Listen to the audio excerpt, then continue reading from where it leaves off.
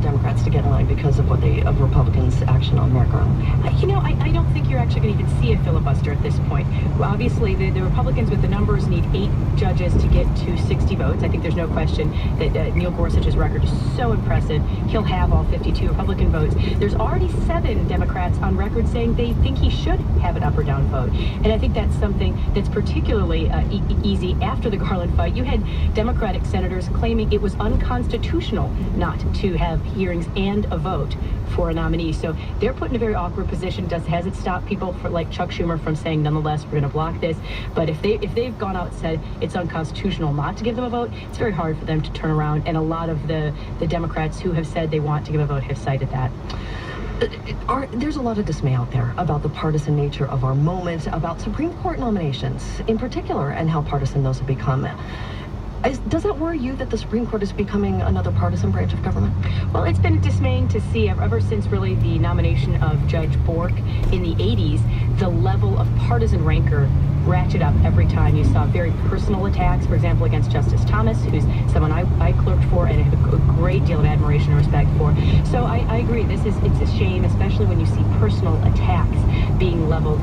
We should, however, have a robust discussion of someone's judicial philosophy, because this is, of course, the highest court in the land. It's someone who will sit there for a life term, and it has a major impact on every aspect of the way the country runs, because all the laws that get passed are going to be tried through the court to make sure they're constitutional, to clarify how they're interpreted. We need to make sure we have justices who aren't going to substitute their partisan positions. I think that's part of the reason it has gotten so political. Unfortunately, when you have judges that have an approach that allows them to bring in their own political leanings, as opposed to simply looking, as Justice Scalia did, at the text of the law and the Constitution, then unfortunately you are going to create a political environment rather than something where we can just simply assess legal credentials. Neil Gorsuch hasn't ever ruled on an abortion case, is my understanding. Are you clear on his views? And if he is approved to the court, do you see it as a first step in reversing Roe v. Wade? I'm not sure if Neil Gorsuch is personally pro-choice or pro-life, but I don't think that's actually the question. I think we need judges who are going to be faithful to the Constitution. I do think that approach of being very clear about what the Constitution itself said, it does cast serious doubt on Roe versus Wade. There's many liberal scholars, including Lawrence Tribe at the Harvard Law, and who is someone who is a major advisor of President Obama, who admits this is not a decision that has great legal founding. Now, there's a lot of people who might agree with it on policy grounds, but I think Gorsuch is someone who's going to kind of share Lawrence Tribe's view on that. We've been speaking with Carrie Severino. She is Chief Counsel and Policy Director of the Judicial Crisis Network. Carrie, thank you so much for coming in this morning. Thanks for being here. iPhones are still cool, or at least people are still buying them a lot, which is good news for Apple, which took a gamble on the latest version. NPR's Laura Seidel reports. It was a dramatic market entry for the iPhone 7 last year. Many Apple customers grumbled when Apple took away the headphone jack, and it gave everyone an adapter to plug its earbuds into the Lightning or charging connector. But everyone seems to have adjusted.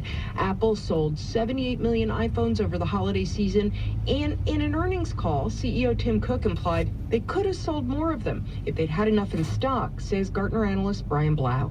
So that was encouraging news, and that means that there's built-up demand out there, and that means that it's very possible that demand will be continued into this quarter. Apple has more than 1 billion activated mobile devices around the world. So along with the increased iPhone sales, it's also bringing in more revenue from its App Store, iTunes, and cloud services.